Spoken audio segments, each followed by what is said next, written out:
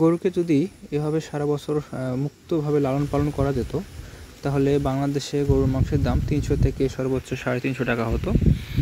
যেমন আফ্রিকা কিংবা ব্রাজিলে যে বা নিউজিল্যান্ডে যে বিস্তীর্ণ খোলা মাঠ আছে, তার কিন্তু খোলা মাঠে গরুকে ছেড়ে দেয়। সারাদিন গরু নিজ ইচ্ছা মতো সে ঘাস খায়, এরপরে সন্ধ্যার আগে সে কিন্তু আবার নিজ স্থানে চলে আসে।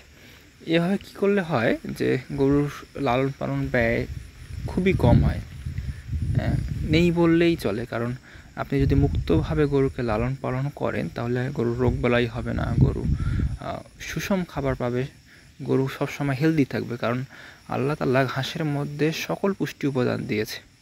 কারণ এসব গরু, ছাগল, মহিষ এগুলো হচ্ছে তৃণভোজী উদ্ভিদ। এজন্য আল্লাহ তাআলা এই ঘাসের মধ্যে সকল পুষ্টি উপাদান দিয়ে রেখেছে। তো গরু যদি সারাদিন মুক্তভাবে এভাবে ঘাস খায়, তাহলে আর অন্য কোনো খাবারের প্রয়োজন নেই, বাড়তি কোনো সাপ্লিমেন্টের প্রয়োজন নেই।